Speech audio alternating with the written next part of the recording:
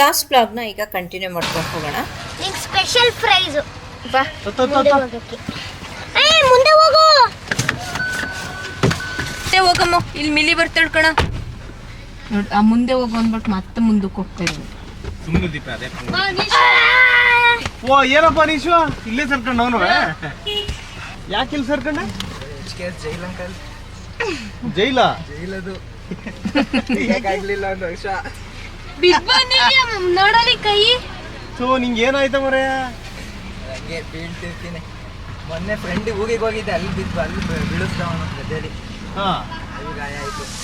ಹೌದಾ? ಈ ಕಾನ್ವರ್ಸೇಷನ್ನ ಕ್ಲಿಯರಾಗಿ ಕೇಳಿಸ್ಕೊಳ್ಳಿ ಗೈಸ್. ಅವನ ಅಮ್ಮ ಫ್ರೆಂಡು ಹುಡ್ಗ ಯಾವಾಗಲೂ ಬೀಳ್ತಾನೆ ಇರ್ತಾನೆ. ಅವ್ನು ಬಿದ್ದಿರೋದು ಎದ್ದಿರೋದು, ಆ ಬ್ಯಾಂಡೇಜ್ ಹಾಕೊಂಡು ಹಾಸ್ಪಿಟ್ಲಲ್ಲಿ ಬಿದ್ದಿರೋದು ಎಲ್ಲನೂ ರೀಲ್ ಮಾಡಿ ಇನ್ಸ್ಟಾಗ್ರಾಮಿಗೆ ಹಾಕ್ತಾ ಇರ್ತಾರೆ ಹುಡುಗರು. ಅವ್ರ ಅಮ್ಮ ಪಾಪ ಎಷ್ಟು ಸಫರ್ ಮಾಡ್ತಾರೆ ಗೊತ್ತಾ. ನಂಗೆ ಅವ್ರ ಪೇರೆಂಟ್ಸ್ ನೆನೆಸ್ಕೊಂಡ್ರೆ ನಿಜವಾಗ್ಲೂ ಪಾಪ ಅನಿಸುತ್ತೆ. ಟೀನೇಜಲ್ಲಿ ಗಂಡು ಮಕ್ಕಳು ಪೇರೆಂಟಿಂಗ್ ಇನ್ನೂ ಕಷ್ಟ ಏನೋ. ನನಗೆ ನಮ್ಮ ಮುದ್ದು ನೆನೆಸ್ಕೊಂಡ್ರೆ ಈಗಲೇ ಭಯ ಆಗುತ್ತೆ. ಪ್ಲೀಸ್ ಕೈಸ ಬೈಕ್ ಹುಚ್ಚೆಲ್ಲ ಬೇಡ, ಇಷ್ಟು ಚಿಕ್ಕ ವಯಸ್ಸಿಗೆ ಇದ್ರೂ ಆರಾಮಾಗಿ ಸ್ಲೋ ಆಗಿ ನಿಧಾನಕ್ಕೆ ಸೇಫಾಗಿ ಓಡಿಸ್ರಪ್ಪ. ಮುಂದೆನೆ ಕೂತ್ಕೊಳ್ಳಮ್ಮ. ಯಾಕಪ್ಪ? ಏನ್ ಬಿಲಿ ಬರ್ತಾಳೆ ಅಂತ. ಮಿಲಿ ಇಲ್ಲೇ ಇದ್ದಾಳೆ. ಅವಳು ಪುಕ್ಕ ತರ ಹೇಳ್ಬಿಟ್ಟಿದ್ದೀನಿ. ಪುಕ್ಕ ತರಿಯಕ್ಕಂತ ಯಾಕೆ ರಜೆ ಕೊಡ್ತಾರೆ ಅವನಿಗೆ?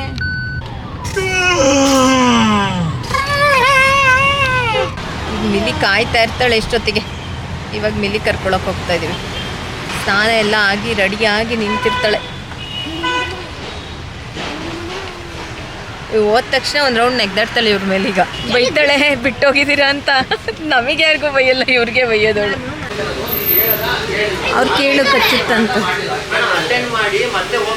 ಇದು ಜೋರ ಇಟ್ಕೊಂಡು ಫ್ರೆಶ್ ಆಗಿ ಕೊಟ್ಟಿದ್ದಾಳೆ ಮಿಲಿ. ಮಿಲಿ ಈ ಕಡೆ ಬರೋ. ಫುಲ್ ನಿದ್ದೆ ಮಾಡ್ತಾ ಇದ್ಲು. ಹೌದಾ? ಮಲ್ಕೊಂಡಿದ್ಲು.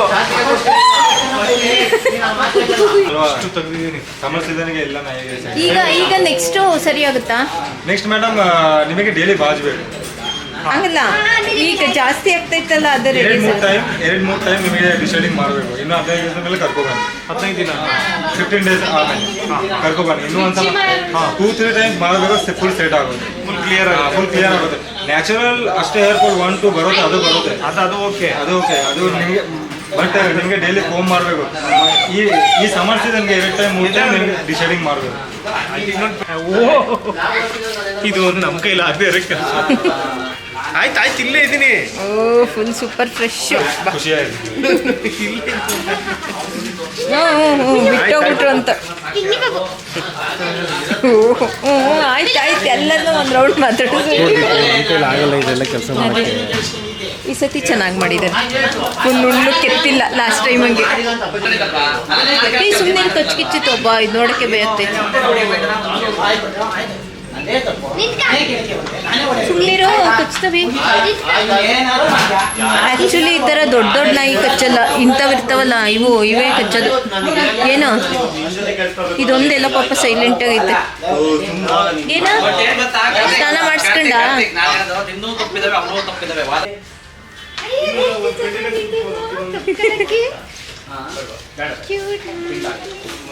ಕಚ್ಚಲು ಅಂತದು. ಮಿಲಿತರ ಎಷ್ಟು ವರ್ಷ ಅವನಿಗೆ?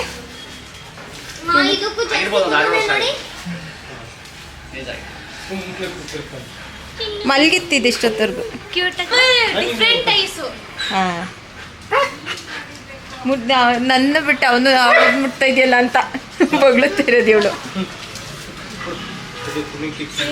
ಅಮ್ಮ ಕೈಲಿ ಕೊಡಿ ಕರ್ಕೊಂಡು ಹೋಗ್ತಾಳೆ ಮಿಲಿನ. ಇದೇ ಫಸ್ಟ್ ಇಷ್ಟೊಂದು ಕೂದಲುದ್ರಿದ್ದು ಇವಳಿಗೆ. ನಾನು ಅಷ್ಟು ಹೊಡಿತಾನೆ ಹುಲಿ ಜಾತಿ ಅಲ್ವಾ ಇವು, ಹೊಡಿತವೆ ಸಖತ್. ನೀನು ಸವಾಸ ಬಿಡಪ್ಪ. ನೋಡಲಿ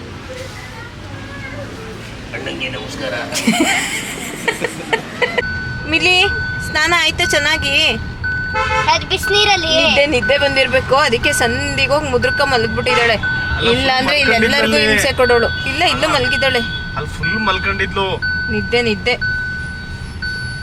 ಮಲ್ಕೊಳಪ್ಪ. ಮಲ್ಕ ನಿನ್ ಜಾಣ ಮಲ್ಕ. ಜಾಗ ಮಾಡ್ಕೊಬಿಟ್ಲು ಇವತ್ತು ಸೀಟ್ ಹಿಂದೆ.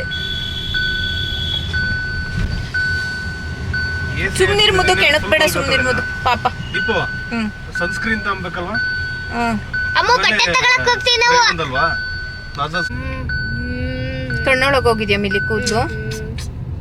ಅಷ್ಟೈತೆ ಕಣ್ಣೊಳಗ್ ಕೂದ್ಲಿದೆ ಅಂತ ಅಮ್ಮ ಕೈಲಿ ತೆಗಿಸ್ಕೊಂತ ಇದ್ದಾಳೆ ಮಿಲಿ. ಇಷ್ಟು ಕೂದಲು ಅದಕ್ಕೆ ಒದ್ದಾಡ್ತಾ ಇದ್ದಿದ್ ಮತ್ತೆ ಅವಳು. ಮಿಲಿ ಇದು ಫುಡ್ ರಾಯಲ್ ಕೆನಿನ್ ತಾಂಡಾಯ್ತು ಬಿಡಮ್ಮ, ಅದ್ರಗಿಂತ ಒಳ್ಳೆ ಕ್ವಾಲಿಟಿ ತಗೊಂಡಿದ್ದೀನಿ. ಆಗ್ಲೇ ಅಲ್ಲೊಂದು ಜರ್ಮನ್ ಶೆಫರ್ಡ್ ನಾಯಿನ ಮುಟ್ಟಕ್ ಹೋದ್ನಲ್ಲ, ಅವರು ಪಾಪ ಅದಕ್ಕೆ ವಯಸ್ಸಾಗಿ ಹೋಗಿದೆ ಅಂದ್ರು. ಎಷ್ಟು ವರ್ಷ ಅಂದ್ರೆ 4 ವರ್ಷ ಅಂತ ಇದ್ದಾರೆ. 4 ವರ್ಷಕ್ಕೆ ವಯಸ್ಸಾಗಿ ಹೋಗ್ಬಿಡುತ್ತಾ ನಾಯಿಗಳಿಗೆ ಅಂತ ಬೇಜಾರಾಯ್ತು ಗೈಸ್ ನನಗೆ. ನಮ್ಮ ಮಿಲಿಗೂ ಆಲ್ರೆಡಿ ಹತ್ರ 2 ವರ್ಷ ಆಗಕ್ಕೆ ಬಂದಿದೆ. ಅವರು 4 ವರ್ಷಕ್ಕೆ ವಯಸ್ಸಾಯ್ತು ಅಂದಾಗ ನಂಗೆ ನಿಜವಾಗ್ಲೂ ಬೇಜಾರಾಯ್ತು. ಇದ್ರ ಲೈಫ್ ಸ್ಪ್ಯಾನ್ ಏನೇನು ಒಂದು 15 ವರ್ಷ ಅಲ್ವಾ, ಅದನ್ನ ನೆನ್ಸ್ಕೊಂಡಂತೂ ಇನ್ನೂ ಬೇಜಾರಾಗೋಯ್ತು ನನಗೆ. ಗುಡ್ಡು ಅಲ್ಲ ಮಗಳೇ, ಗುಡ್ಡು ಜರ್ಮನ್ ಶೆಫರ್ಡ್ ಆ ತರದಲ್ಲ ಇದು. ನೈಲ್ಸ್ ಎಲ್ಲ ನಾವು ಕಟ್ ಮಾಡೋಕ್ಕಾಗಲ್ಲ, ಅದು ಏನಿದ್ರು ಪ್ರೊಫೆಷನಲ್ಸೇ ಕಟ್ ಮಾಡಬೇಕು. ಅದಕ್ಕೆ ಎಲ್ಲ ಸೈಂಟಿಸ್ಟ್ ಆದ್ಮೇಲೆ 3 ಮಂತ್ಸಿಗೆ ಒಂದ್ಸತಿ ಕರ್ಕೊಬಂದ್ಬಿಟ್ರೆ ಎಲ್ಲ ನೀಟಾಗಿ ಮಾಡಿ ಕಳಿಸ್ತಾರೆ. ಮಿಕ್ಕಿದ ಟೈಮಲ್ಲಿ ನಾವೇ ಸ್ನಾನ ಮಾಡಿಸ್ಕೊಳ್ಳೋದು. ಮಲ್ಕೊಂಬಡ್ಲೆ ನೀನು ಜಾಣ, ನೀನು ಗುಡ್ಡು. ಯಾಕೋ ಡ್ರಾಮಾ ನನ್ ಡ್ರಾಮಾ ರಾಜ ಕನ್ನಡಕ ಮತ್ತೆ ಅಮ್ಮ ಮುರಿದಾಕಿದ್ದು. ಎಷ್ಟು 7ನೇದೋ 8ನೇದೋ ಇದು? ತೋರ್ಸು ಹೆಂಗ್ ಕಾಣಿಸ್ತಾ ಇದೆ. ಹೊಸ ಲೆನ್ಸ್ ಸ್ಕ್ರಾಚ್ ಆಗಿತ್ತು, ಹೊಸ ಲೆನ್ಸ್ ಮತ್ತೆ ಹೊಸದು ಫ್ರೇಮ್. ನೋಡು ಹೊಸ ಕನ್ನಡಕ ತೆಗೆಸ್ಕೊಂಡಿದ್ದಾನೆ ಮತ್ತೆ ಮಿಲಿ ಮುದ್ದು. ಕಣ್ಣತ್ರ ಇಲ್ಲಿ ಏನ್ ಕೆಳಗೆ ಮಲ್ಕೋಡ್ ಮಗ್ಳ, ಹೋಗಿ ಯಾವ್ದಾದ್ರು ಒಂದು ಆಯಿಂಟ್ಮೆಂಟ್ ಗುಡ್ ಜಾಣ ಹಂಗ್ ಕುತ್ಕೋ. ಒಬ್ಬ ಫೇಸ್ಬುಕ್ ಅಲ್ಲಿ ಫೇಮಸ್ ಆಗ್ಬಿಟ್ಟಿದ್ದಾನೆ ಹಾ ಅವನು. ಹೇಳ ಮುದ್ದ ಹೇಳ್ತಾ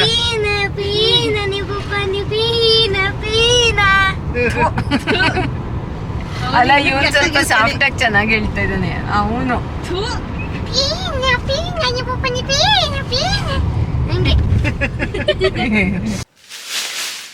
ಹಾಸನ್ಗೆ ಹೋಗಿದ್ವಲ್ಲ, ಅಲ್ಲಿ ಏನೇನು ತಗೊಂಬಂದಿದ್ದೀನಿ ಅಂತ ತೋರಿಸ್ತೀನಿ. ಇದೆರಡು ಗ್ಯಾಸ್ ಕೆಟ್ಟು ಹೋಗಿತ್ತಲ್ಲ ಅದು, ಮತ್ತೆ ಇದೊಂದು ಕಬ್ನದ್ದು ಹೆಂಚು ತಗೊಂಡಿದ್ದೀನಿ. ಕಬ್ನದ್ದೇ ಬೇಕು ಅಂತಾನೆ ತಗೊಂಡಿದ್ದು. ಇದು ಎಲೆಕ್ಟ್ರಿಕ್ ಕುಕ್ಕರು, ರೈಸ್ ಕುಕ್ಕರ್ ಒಂದಿರಲಿ ಎಲೆಕ್ಟ್ರಿಕ್ ಅಂತ ತಗೊಂಡಿದ್ದೀನಿ. ಸಿಂಪಲ್ ಒನ್ ಅಷ್ಟೇ. ನ್ಯೂಟ್ರಿ ಕುಕ್ ಅಂತೆಲ್ಲ ಬರುತ್ತಲ್ಲ, ಮಲ್ಟಿ ಆಪ್ಷನಲ್, ಅದೇನಿಲ್ಲ. ಇದು ಸಿಂಪಲ್ ರೈಸ್ ಕುಕ್ಕರ್ ಅಷ್ಟೇ ತಗೊಂಡಿರೋದು.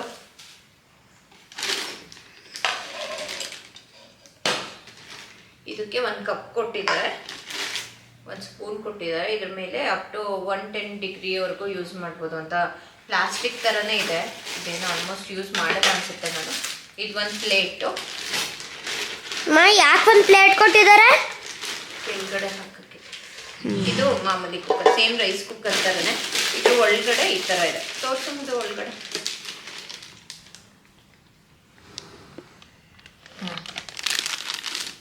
ಈ ಥರ ಇದೆ. ಸಿಂಪಲ್ ಕುಕ್ಕರ್, ವೆರಿ ಸಿಂಪಲ್ ಅಂದರೆ ವೆರಿ ಮಿನಿಮಲಿಸ್ಟಿಕ್ದು ಈಸಿ ಕುಕ್ಕರ್ ಇದು.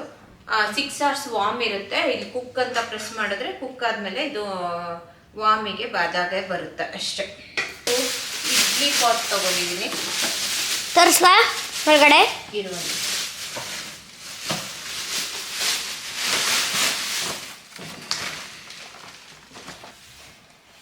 ಇದು ಇಡ್ಲಿ ಕುಕ್ಕರು. ನಂತರ ಒಂದು ಹಳೇದು ಇಡ್ಲಿ ಕುಕ್ಕರ್ ಇದೆ. ಇದು ಸ್ಪೆಷಲಿ ಸ್ಟೀಮರ್ ಇರಲಿಲ್ಲ ಅಂತ ತಗೊಂಡಿದ್ದು.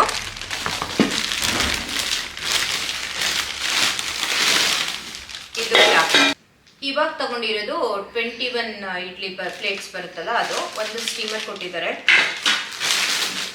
ಇದು 1 2 ಕಡುಬು ಮಾಡ್ಕೊಳ್ಳೋದಾದ್ರೆ ಒಂದು 6 ಕಪ್ಸ್ ಈ ಥರ ಕೊಟ್ಟಿದ್ದಾರೆ. ಲೋಟ ಥರ. ಆಮೇಲೆ ಇದು ಪಾತ್ರೆ, ಇಡ್ಲಿ ಪಾಟ್. ಇನ್ನೊಂದು ಸ್ಟೀಮರ್ ಬರುತ್ತಲ್ಲ, ಒಂದ್ರ ಮೇಲೆ ಒಂದಿಡೋದು, ಆಗ ನನಗೆ ಇದು ಬೆಸ್ಟ್ ಅನ್ನಿಸ್ತು. ಇಡ್ಲಿದು ಆಗುತ್ತೆ, ಆಮೇಲೆ ಸ್ಟೀಮು ಆಗುತ್ತೆ. ಆಮೇಲೆ ಸ್ಟೀಮರು ಇದು ಇಷ್ಟು ಹೈಟ್ ಬರುತ್ತೆ. ನಾವು ಪಾತ್ರೆ ತೊಗೊಂಡ್ರು ಸೇಮ್ ಇಷ್ಟೇ ಹೈಟ್ ಬರೋದು, ಚಿಕ್ಕದಿರುತ್ತೆ. ಹಂಗಾಗಿನೇ ಇದನ್ನು ತಗೊಂಡೆ. ಇದು ಬೆಸ್ಟ್ ಅನಿಸ್ತು ನನಗೆ. ಸ್ನಾನ ಆದಮೇಲೆ ನಮ್ಮ ಮಿಲಿ ಹೆಂಗೆ ಕಾಣಿಸ್ತಾ ಇದ್ಲು ಹೇಳಿ ಕಮೆಂಟ್ಸಲ್ಲಿ. ಮತ್ತು ಇಲ್ಲಿಗೆ ಈ ವ್ಲಾಗ್ನ ಎಂಡ್ ಮಾಡ್ತಾ ಇದ್ದೀನಿ ಗೈಸ್. ಮತ್ತೆ ನೆಕ್ಸ್ಟ್ ವಿಡಿಯೋದಲ್ಲಿ ಸಿಗೋಣ. ಅಲ್ಲಿವರೆಗೂ ಬಾಯ್ ಬಾಯ್.